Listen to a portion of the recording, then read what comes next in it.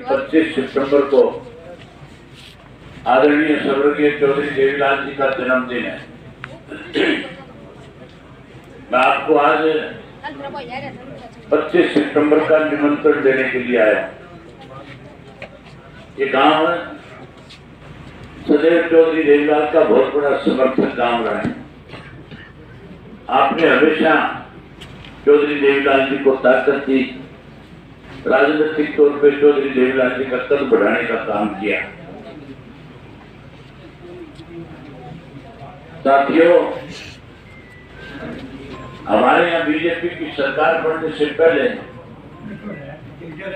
हमारे देश के प्रधानमंत्री ने अब की बार सत्ता में आने से पहले ये कहा था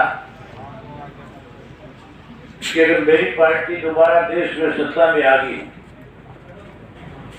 तो मैं भारतवर्ष के किसान की आय 2 गुना कर दूंगा। ये भी कहा था कि 2022 तक किसान की आमदनी 2 गुना हो जाएगी।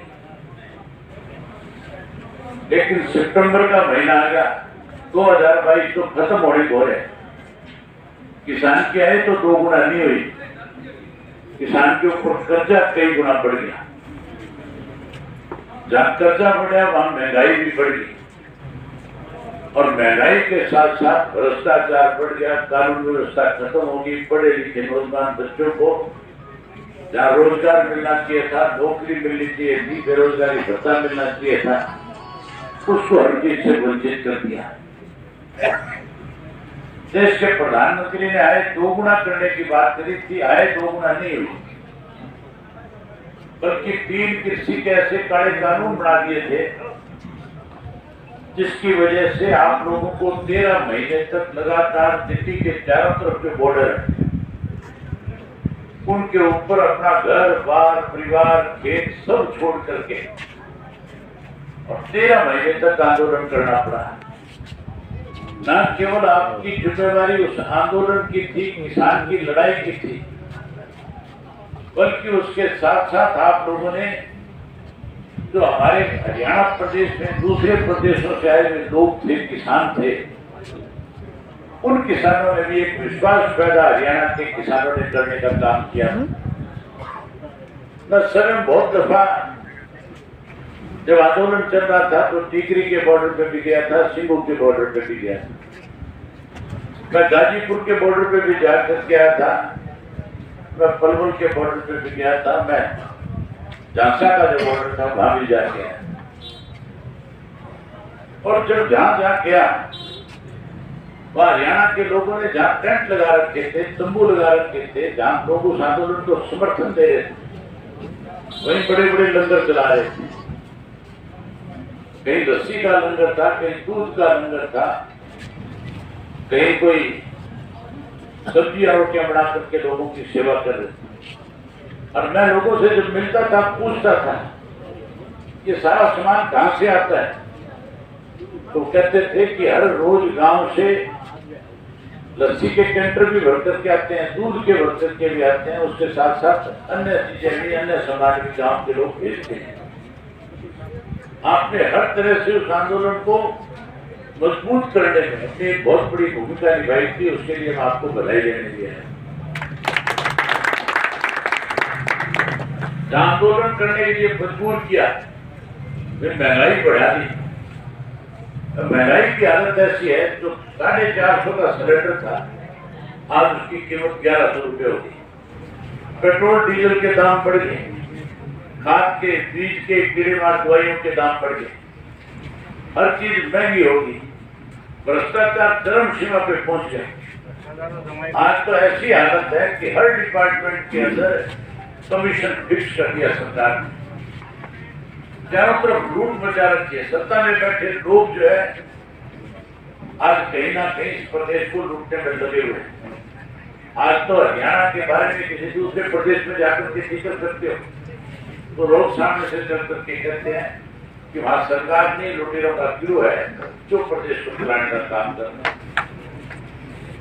जहां ये लूट मची है, वही पढ़ा लिखा नौजवान जो बच्चा है, जो रोजगार की तलाश में था, जिसको उम्मीद थी तेरे को नौकरी मिलेगी, बेरोजगारी भत्ता मिलेगा, रोजगार मिलेगा, आज सबसे ज्यादा मायूस है। कोई छोटा मोटा फार्म निकल भी जाता है नौकरी का, तो फार्म के पहले पैसे लाने पड़ते हैं। फिर एग्जाम देने के लिए कई मील का सफर तय करना पड़ता है। हजारों रुपए पेपर देने के नाम पे खर्च हो जाते हैं। और जब पेपर देने सेंटर के ऊपर पहुंचता है तो आगे से जवाब मिलता है मेरा पेपर तो आज लीक हो गया, पेपर लीक कर दिए जाते हैं। नौकरी मिलती नहीं, भ्रष्टाचार बढ़ गया, कानून व्यवस्था खत्म होगी। इस सरकार ने तो 3 काम करे। एक काम तो सरकार ने करे जो नए सिरे से अपनी नई घोषणा है, आने वाले समय में स्कूलों को बंद करके प्राइवेट लोगों के हाथ में एजुकेशन देना चाहते हैं। यहाँ प्राइमरी और मिडिल के स्कूल से उनको नोटिस भेज दिए, बंद करने शुरू कर दिए। हमारे मुख्यमंत्री का हफ्ता पहले एक बयान आया था, सोशल मीडिया पे बहुत वायरल हुआ था, बहुत सारे लोगों ने उसको देखा था, आपने से बहुत सारे ने देखा होगा। मुख्यमंत्री कह रहा था 107 ऐसे स्कूल है जहाँ टीचर कम और अध्यापक ज्यादा है। उसको इस बात का ज्ञान ही नहीं है कि टीचर और अध्यापक में कोई फर्क नहीं, लेकिन वो ये कहता है कि टीचर कम हो गए, अध्यापक ज्यादा हो गए, इसलिए स्कूल बंद करने पड़ गए। स्कूल बंद कर दिए। वही बुढ़ापा पेंशन जो चौधरी देवीलाल ने 100 रुपए मांगा शुरू करी थी, आज जो बढ़ करके 2500 रुपए हो गई। जिस पेंशन को बीजेपी के लोगों ने वायदा किया था, मैनिफेस्टो में लिखा था कि हर साल 200 रुपए बढ़ाएंगे, अरे बीजेपी वाले तो कहते हैं हम इसको 5100 कर देंगे। ये तो यहाँ तक भी कहते थे पढ़े लिखे नौजवान को 11,000 रुपए बेरोजगारी भत्ता भी देंगे, भत्ता तो है ही नहीं, ना पेंशन बढ़वा सके। अब तो जो पेंशन 200 रुपए साल की बढ़नी चाहिए वो भी बंद होगी। अब तो नए सिरे से सरकार ने फैसला लेकर के कि जिसकी इनकम 2 लाख से ज्यादा है उसकी पेंशन काटनी शुरू कर दी। 5.5 लाख लोगों की पेंशन हरियाणा प्रदेश में लोगों ने काटने का काम किया। कोई गांव ऐसा नहीं है जिस गांव में पेंशन ना कटी। अरे मदन हड्डी में कटकी नहीं कटकी पेंशन, बहुत सारे लोगों की कटकी। अगर समय रहते स्कूल भी तोड़ दिया आपने। अगर समय रहते हम इसका विरोध नहीं करेंगे तो मान के चलो आने वाले समय में हर बुजुर्ग की पेंशन बंद करने का काम करें। जहाँ ये सारे काम किए वहीं आज गांव के अंदर जिस हरियाणा प्रदेश के अंदर कहावत होती थी कि देशों में देश हरियाणा जहाँ दूध दही का खाना, आज ऐसी हालत है कि हरियाणा के अंदर कोई गांव ऐसा नहीं बचा जहाँ नशे का प्रकोप ना, जहाँ गांव में नशा ना बिकता। मदन हड्डी में नशा बिकता है नहीं बिकता है? यहाँ भी खूब बिकता है, कोई क्यों नहीं है। ये मोर साहब खड़े हमारे इलाके में खानदार रहते हैं, वहाँ ऐसी हालत है कि नशे से लोग जो छोटे छोटी उम्र के बच्चे जिनकी उम्र 16-17 साल से लेकर के 20 साल की है, कोई गांव ऐसा नहीं बचा हुआ जिस गांव के अंदर 10-15 बच्चों की मौत ना होगी। आज के अखबार में खबर पढ़ रहा था 10 दिन पहले छोटे भाई की मौत हुई थी, 10 दिन के बाद कल बड़े भाई की मौत होगी नशे की वजह से। सरकार कोई रोकथाम नहीं कर रही। अगर गांव के लोगों ने अपने तौर पे पंचायत के तौर पे बैठ करके फैसला कर दिया नशा बंद करा दिया, गांव में अलग बात है, लेकिन सरकार ने नशा रोकने की बजाय नशा बेचने वालों की मदद करनी शुरू कर। इसलिए साथियों आपसे निवेदन कर गया कि आप 25 तारीख को ज्यादा से ज्यादा संख्या के अंदर फतेहाबाद पहुंचे। फतेहाबाद के अंदर बहुत बड़ा बदलाव इस देश में आएगा। उस रैली में लाखों की संख्या में लोग हरियाणा प्रदेश से आएंगे।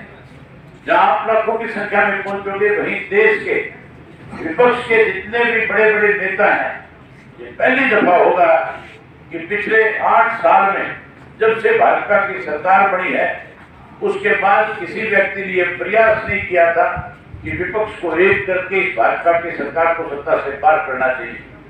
चौधरी ओम प्रकाश चौटाला ने पहली बार ये प्रयास किया है और पहली दफा के प्रयास को उन्होंने हरियाणा प्रदेश के अंदर देश के अलग अलग राज्यों के बड़े बड़े नेताओं को निमंत्रण दिया है और 15 से ज्यादा बड़ी संख्या में नेता आएंगे, जिसमें नीतीश कुमार बिहार का मुख्यमंत्री होगा, महाराष्ट्र का पूर्व में रहे मुख्यमंत्री शरद पवार जी आएंगे, उत्तर प्रदेश के मुख्यमंत्री मुलायम सिंह जो मुख्यमंत्री रहे वो आएंगे, आपके जम्मू कश्मीर के रहे मुख्यमंत्री फारूक अब्दुल्ला आएंगे, प्रकाश सिंह बादल आएंगे।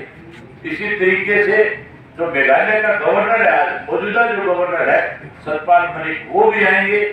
उसके साथ साथ अनेक ऐसे लीडर हैं जो आप पहली दफा देखोगे और आप कहोगे कि देश का विपक्ष आज इकट्ठा हो रहा है। आने वाले समय में जहाँ देश से भाजपा को जनता करने का काम करेगा, वहीं हरियाणा प्रदेश में हरियाणा की जनता इस बात पे वोट लगाएगी कि आने वाला 2024 का इलेक्शन होगा तो Indian national Lokdal party Haryana प्रदेश में सत्ता में काबिज होने का काम करेगी। मैं उम्मीद करूंगा कि आप दोनों गांव के लोग बड़ी संख्या में 24-25 तारीख को फतेहाबाद पहुंचोगे।